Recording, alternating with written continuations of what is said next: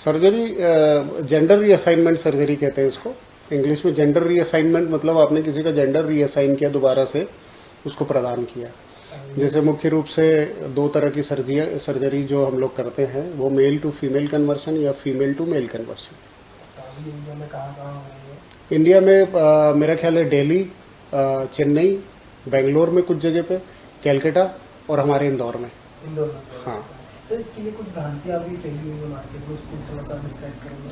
भ्रांतियाँ ज़रूर फैली हुई है। इसमें कई लोगों ने बीच का रास्ता अपना लिया। जनरली जेंडर रीअसाइनमेंट में जो लोग ट्रेंड नहीं है या जो लोग नहीं करते हैं, अब देखिए एक एक सर्जरी में मान लीजिए मैं एग्जांपल के तौर पे लूँ मेल टू फीमेल कन्वर्शन।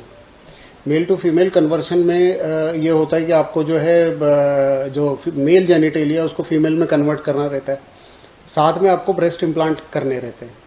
तो कई लोगों ने ये ले लिया कि ब्रेस्ट इम्प्लांट का जो पार्ट है वो चूँकि आसान होता है वो तो कर देते हैं, उसके बाद जो मेन सर्जरी के लिए पेशेंट को दिल्ली बॉम्बे भेज देते हैं, क्योंकि एक्सपर्टाइज नहीं है आपके पास। आपने एक सर्जरी करके तो कर दी, उसके बाद पेशेंट को आपने दिल्ली या बॉम्बे भेज दिया और पेशेंट वहाँ जाके जो है 3 या 4 गुना रेट पे करवाता है। कुछ फ़ायदा फिर यहाँ के लोगों का भी हो जाता है। देखिए जनरली 2 टाइप के लोग होते हैं। एक तो जो इनबॉर्न एरर्स रहते हैं, एरर्स का मतलब पैदाइशी नुक्स जो रहते हैं। कई लोगों का ऐसा रहता है कि दे आर नाइदर मेल और नॉर फीमेल।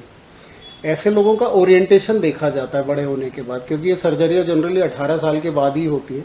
18 साल से पहले कोई बच्चा छोटा रहता तो अपनी कंसेंट नहीं दे सकता। तो उस दौरान जो होता है कि वो मेल की तरह बड़ा हुआ या फीमेल की तरह बड़ा हुआ। अगर मान लीजिए उसका XX क्रोमोसोम है लेकिन वो मेल की तरह बड़ा हो रहा है, ये मैं उनकी बात कर रहा हूँ जो पैदाइशी रूप से कंप्लीट नहीं है। मेल या फीमेल डिफाइन नहीं कर सकते अपन, उनको क्लियर रूप से ही नहीं बता सकते।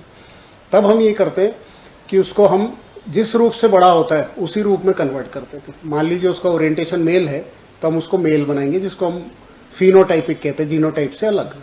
और यदि बड़े होते होते उसका ओरिएंटेशन फीमेल की तरफ है तो हम उसको पूर्ण रूप से फीमेल बनाने की कोशिश करेंगे, जितना पॉसिबल मेडिकल भाषा तरीकों से हो सकता है। इसमें यूट्रस का होना या टेस्टिकल्स का होना, ये दोनों चीज़ें पॉसिबल ना अभी हुई नहीं है। हो सकता है आगे हम देखें कि ये चीज़ें पॉसिबल हो। वो टेक्नोलॉजी नहीं आई है कि फीमेल टू मेल हुआ आदमी फादर बन सके या मेल टू फीमेल हुई औरत मदर बन सके।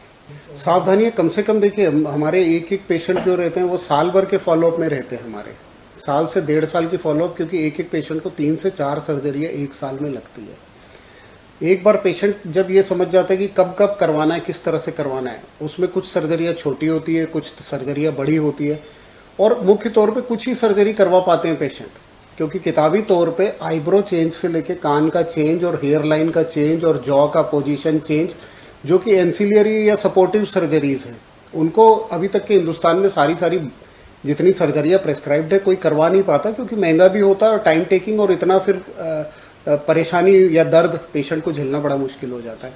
तो मुख्य 3 या 4 सर्जरियाँ जो करवाते हैं पेशेंट, उसमें साल भर निकल जाता है। तो उस दौरान जो सावधानियाँ लेनी होती है वो सारी चीज़ें हम उसको एक एक करके एक एक स्टेप के साथ समझाते जाते हैं।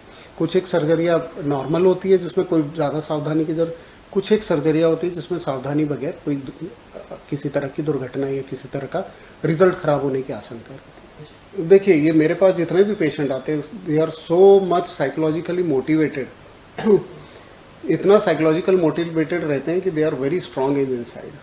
वो समाज का तो मेरे से आने से पहले ही सोच लेते हैं।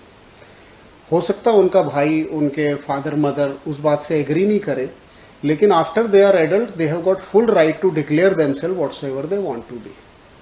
जिसका नाम आशीष है कल आशा हो सकता है, जिसका नाम विकास है वो विनीता हो सकती है, वो उसका राइट है फंडामेंटल। तो 18 साल के बाद सिर्फ साइकेट्रिक्स जो 2 साइकेट्रिस्ट मिलकर अगर डिक्लेयर कर दें कि साइकोलॉजिकल तौर पे ये मेल फीमेल है या फीमेल मेल है, तो फिर वो पेशेंट का हक हो जाता है कि कागज़ बनवाने के बाद उस सर्जरी का लाभ उठा पाए।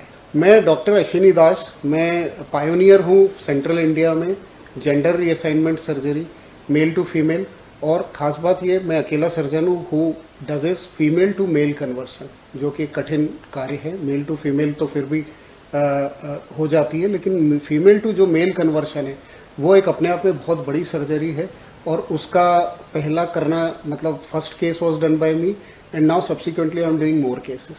शादियां होनी चाहिए। देखिए मैं कहता हूं कि अगर आप किसी रूप में परेशान हैं और आपके पास ऐसे रास्ते हैं जिसमें कि आप अपना चॉइस का सेक्स ले सकते हो और उसके अलावा आपके पास मस्तिष्क रोमांसिक रूप से कोई और चारा नहीं है तो करवाना चाहिए और शादी भी करनी चाहिए, क्योंकि मेरे पास ऐसे कम से कम 4 कपल मैं जानता हूं जो इंदौर में हैं, रिसोर्सेज जमा कर रहे हैं ताकि उनमें से एक मेल बन पाए और वो फीमेल उससे शादी